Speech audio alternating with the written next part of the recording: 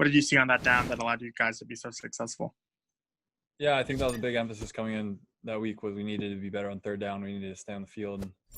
I think we were 8 of 15 or something like that on third down. So it's obviously a big improvement in that area. I think we played well for a good amount of the game on offense. Obviously the 2 turnovers on me are unacceptable. And, we stalled a couple of times in the red zone too, which I wish we would get a little more points out of it. We sustained a lot of long drives. We just needed to get a little more out of them, So at the end of the day, it was 19-20. Got to be better. Ben? Hey, Kyle. You had a pretty dramatic swing there on Sunday when you have the fumble that they return, and then you immediately have to go back on the field and you lead the team down for a touchdown. I'm just curious about that in-between sequence. What was your process there to sort of, I don't know, gather yourself? Was there anybody specifically you talked to try to get you, maybe you were always focused, but kind of get you back to doing what you needed to do? Yeah, I mean, in the moment, it was a heartbreaker at first. It was the worst thing I could have done in that situation. But at the same time, there's still time left on the clock. There's still time to go down there and right the situation. So I think walking off the field, I'm just thinking what an idiot I was to fumble right there. But then we get on the sideline, Scott's in the headset saying, hey, we're right back on the field. And Alex was right there. Hey, we got one more series. We're right back on the field. We got to go. So it was just kind of a refocusing and just taking a deep breath and realizing what was there. It's a new situation, right? We're down a touchdown, 2-minute drill. Let's go tie the game up. Chris Russell. Yeah. Hey, Kyle, sorry about that. I don't know how to exactly ask this. You seem to have like a certain mentality, like, I don't want to say a gunslinger type mentality, but a toughness about you, a mental toughness. If that's accurate in your mind, where does that come from? Where did you kind of develop that I'm going to come back and kick you in the teeth type of mentality, I guess?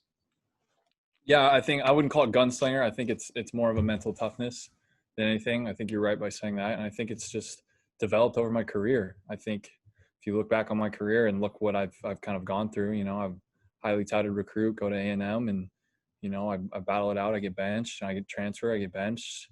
I go to the league as an undrafted guy where you kind of have to have that mental toughness and fight through all this stuff to even have a chance, and it's kind of just become who I am as a player. And I think I'm a lot better for going through those things and being that way. And I think it shows up a lot on Sundays now.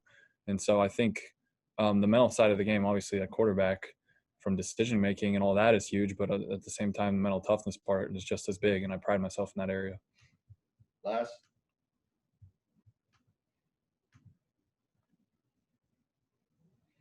isn't on. We can move on to Mike Phillips.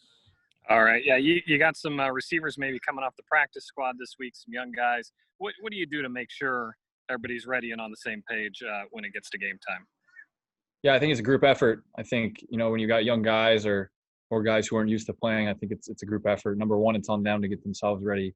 But number two, it's kind of on me. It's on the coaches. It's on the other players in that room. It's on the leaders to just make sure throughout the week that whatever their responsibilities are for that week, they're 100% prepared and they're ready to go. And, you see it around the league. You see it in our division with the Eagles. They got a bunch of guys who've never played before running out there, and they're making it work every now and then. So for us, it's a group effort. It is what it is. We got guys hurt. We're going to have guys getting their opportunity. I mean, there was a time where it was my opportunity 2 years ago when I was the third string and 2 guys got hurt in front of me, and it was my opportunity, and I had to be ready and prepared to go. So hopefully these guys take advantage of the opportunity. I know the guys that we're bringing up that are playing have all the talent to do it, so we'll see. What do you like about Antonio Gibson and J.D. McKissic when it comes to what they can provide in the pass game? Yeah, I think they're real versatile players, and I think they've been a staple of our offense through this whole season. I think try and get them on the field as much as we can, try and get them in different situations, and try and put them in places where they can be successful. And the more they grow, the more they get better. JD's been in this league for a while, so he understands that more. But the more AG grows and gets better and gets more comfortable, the more he's going to be given. So they're two very skilled players, both in the run game and the pass game. So try and give them as much as we can. Hey, Kyle, Scott Abraham, ABC7. Obviously, growing up, I'm sure you've watched plenty of Washington Cowboys games over the years, and Sunday is going to be your first taste of this rivalry. How excited, number one, are you to kind of be a part of this rivalry? And from a player's perspective, given the fact that it is a historic rivalry, does it add another element, a little extra flavor from a player's perspective? I'm gonna be honest, I didn't watch many of them growing up. I'm a West Coast kid, so I didn't see many. The Dallas and Washington games weren't on my TV most of the time. We were getting the Cardinals Rams games or something like that usually. But no, I mean you understand the rivalry. I don't think all the NFC East teams have a great rivalry against each other, in my opinion. But I think this Dallas one is big in that fact, and I think it's just for us. It's just this division's so tight right now, and it's very volatile. That I know that we've been in a tough position. We've lost some in a row, but it's all in front of us, and so I think that we're hopeful this week. We're working hard this week, and it's going to be a really good matchup. Cardinals Rams not the same level, is it? I'll give you that. I don't think JP's on, so Nikki, you could hop in. Hi, Kyle. Just being in this offense in Washington, where do you think you've made the most improvements? Just from your time in Carolina and working with Scott and Ron. Yeah, I think just all the practices, all the games. I think the more you play in this offense, this is a very high volume offense, starting with Scott's dad, Norv, who ran this offense forever in San Diego and even in San Francisco with Alex back in the day. But it's a very high volume offense. And so the more time you spend in it, the more you get to nuance with all the plays and the more you feel good about it. And so for me, it's just getting like the little nuances in all the plays and being able to get deeper in those reads and feeling things earlier in plays. I think I can feel myself out there in game day compared to last year. Getting through my reads quicker, understanding where the ball needs to go quicker, and understanding when there's not a play to be made, when to get out of the pocket and make a play. So I think it's just a comfortability of the offense because it is a high volume offense.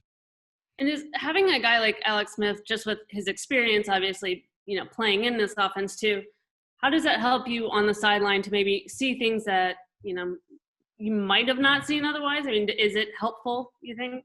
Yeah, I mean, it's helpful. I think it's helpful throughout the whole week. I think, even though he's done everything in his power to get back to being on the active roster, and even when he wasn't suiting out for game day earlier in the year, he was preparing himself, and he was having those conversations on Tuesdays, on Wednesdays, and Thursdays, and we're in there grinding on tape and talking about different looks and talking about different situations. And so he's been as locked in as anybody in this building. He's been extremely helpful for me and everybody in that room.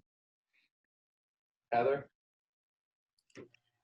I know you talked about looking back at some of the plays, obviously from last week that you wanted to do better on.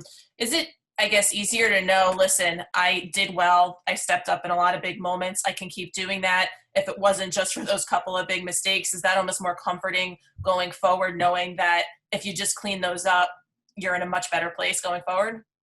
I mean, in my opinion, I know the type of player I am, and I know that I expect that out of myself. I expect to be able to make those plays, and I expect to be able to make those plays without the critical mistakes. And so I don't think there's a comfort in it. I think that it's more of I just feel like I let the guys down a little bit. I feel like, obviously interceptions are going to happen, fumbles are going to happen, but I expect more out of myself, if that makes sense. All right, got time for 3 or 4 more. Hey, Kyle, John Kime, ESPN. What's the impact or the trickle-down effect when you have a coach who likes to be aggressive the way Ron is, with the 4th down calls, the 2-point conversion, all that? Yeah, I mean, I think what he's trying to do here, and I totally understand it, and I love that he's doing it, is we're trying to create a winning mentality around here, and we're trying to learn how to win, and then I think that was his whole design, and he wanted to go for 2, and he wanted to see what we were made of, and so I think it's more about the mentality, and he said it the whole week, and he said it on Sunday when we were there. We didn't come here to do anything else but win. We didn't come here to tie. We didn't come here to go to overtime. We didn't come here to lose. We came here to win. So I think it's an aggressive mentality. He's been that way ever since I've been with him, and sometimes it's going to work, sometimes it's not going to work. You're going to live with it, and I think for him and for this team, it's just about creating that mentality of coming in thinking you're going to win, coming in with the plan to win. Wino? Hey, Kyle. Yeah, you mentioned obviously the division race and all that. I don't want to say weird, but how exciting is it as a player knowing that even though you guys as a team have struggled, that you're a one win away from potentially being in a tie for first place? It's amazing. It's incredible. And I think that's why I think we, like, a lot of times in this building, I think it's all the people just need to take a step back and take a breath and understand where we're at right now. And I know it sucks. We've lost a bunch in a row. It sucks. No one wants to be a part of that. But when you step back and look at it, we're one game out of first place. And so, you look at the tape on Monday, you figure out what you did wrong, you wipe it, and you go on to the next week. I think we're a young team. I think we're growing every week. I think we're getting better. We're a very young team that didn't have an off season. I know no one else did, but it would have been great for us to have those reps and get better, and great for how those going into training camp and going into the season with how young of a team we are. But as you can see week to week, I think we're growing as a team. We're understanding situations better. We're getting better. And for us to be able to have those growing pains and still at this point be only one game out of first place is incredible.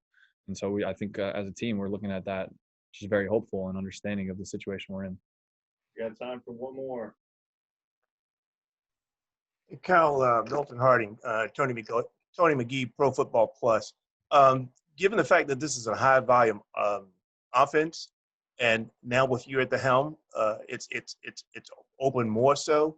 Are you limited by the youth that's spread throughout the offensive pieces that we have regarding the offense?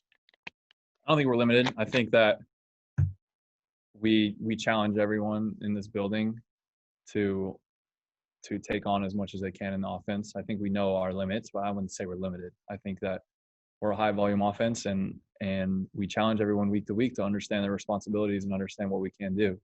Because if you put in the work and you study during the week and you know your assignments, you can play at a fast tempo in this high volume offense. And so I know Scott puts a lot of trust in this guys on the offense to understand all this and learn this high volume offense, because when you can and you can play confidently and fast, it's great.